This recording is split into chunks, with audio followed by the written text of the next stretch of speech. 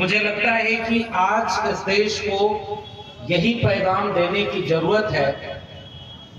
कि जातियों से जोड़ करके समाज नहीं बनता, जातियों को तोड़ करके वंचित, शोषित, कमेरा लोगों को एक होकर के संविधान की बात करने का अगर कोशिश शुरू कर दी जाए तो हम इस देश के लिए सबसे बड़ा काम कर लेंगे और अपने विचारधारा के आधार पर ये रिश्ता बनाएंगे। तो ये जितने भी लोग मंच पर हैं या मंच के सामने, हम और आप एक विचारधारा, एक नजदीकी जो हमारी और आपके रिश्ते में तब्दील हुई, वो इस संविधान और सामाजिक न्याय के नाते हुई।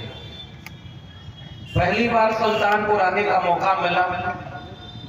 इसके लिए भी आयोजकों का शुक्रिया। तमाम नौकरी पेशा लोग हैं, उन्होंने जोखिम उठाकर के ये आयोजन किया है। मैं उन तमाम लोगों को भी इस बात के लिए बधाई देता हूं कि आप जो जोखिम उठा रहे हैं, इतने सारे लोग यहाँ पर इकट्ठा होकर आपका मनोबल बढ़ा रहे हैं, हिम्मत बढ़ा रहे हैं कि आप अकेले नहीं हैं, हम सब इसके साथ खड़े हैं और आप काम को आगे बढ़ाते हैं।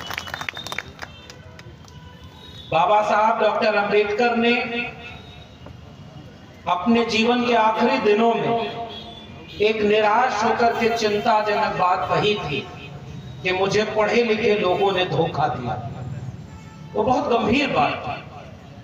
क्योंकि पढ़े लिखे होने का मतलब ये है कि आपको एक मौका तो मिल गया कि आप चीजों को समझ सके कि क्या सही है और क्या गलत है। शिक्षा केवल डिग्रियों का नाम नहीं है, वरना ऐसी शिक्षा भी इस देश में लोग पाते हैं कि उनकी डिग्री का ही पता नहीं कि वो फर्जी है कि ओरिजिनल है। शिक्षा चेतना का नाम है, जागरूकता का नाम है। आज मुझे इस आयोजन पर और इस पूरी आयोजन समिति को देखकर ये बात महसूस हो रही है कि डॉक्टर अंबेडकर जो चेतावनी दे गए थे कि पढ़े लिखे लोगों ने धोखा दिया, उसका मतलब ये था कि पढ़े लिखे लोग पढ़ करके नौकरी पाए, ताकतवर हुए, अपने समाज और अपने परिवार से दूर हो गए, अपने मिशन आंदोलन से दूर हो गए। वो उन लोगों के बीच में चले गए जैसी नौकरी उनको मिले। उसी में एक वाकया मिलता है कि बाबा साहब के सामने उनके ही समाज का एक व्यक्ति, उस समय जो आज हम आईएएस कहते हैं, वो व्यक्ति आईएएस बना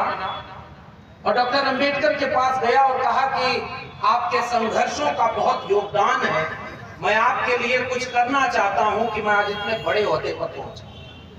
डॉक्टर अंबेडकर ने उससे कहा कि आप हमारे लिए कुछ अलग से न करें, आप अपने गांव जाते हैं,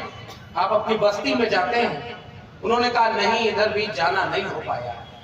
डॉक्टर अंबेडकर ने कहा कि महीने में एक दो बार जो सरकारी गाड़ी मिली है, उस गाड़ी में बैठकर, सरकारी बत्ती लगाकर, सरकारी सुरक्षा लेकर, अपने पूरे लाव लश्कर के साथ अपने बस्ती में अपने लोगों के बीच जरूर जाना, ताकि उन्हें भी आत्मविश्वास पैदा हो कि अगर हमारे बीच का कोई व्यक्ति आगे बढ़ सकता है तो कल हमारे भी बच्चों का नंबर आएगा और वो भी हम पढ़ा करके आगे बढ़ेंगे। आज मुझे खुशी है इस मंच पर कि बहुत सारे पढ़े लिखे लोग आज जाग रहे हैं और अपनी जिम्मेदारी निभा रहे हैं। एक एक रुपया जोड़ करके, अपने दिनचर्या का थोड़ा वक्त निकाल करके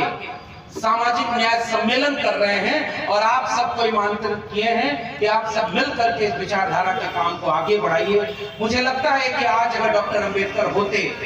तो शायद इस तरह के दृश्य देख करके थोड़ा सुकून जरूर महसूस करते हैं कि पढ़े लिखे लोग अब अपनी जिम्मेदारी निभाने की कोशिश कर रहे हैं। वरना जिसको नौकरी मिल गई वो पहला काम करता है शहर में अच्छा घर, अच्छी गाड़ी, 2-4 बीघा जमीन यहाँ वहां गांव में, और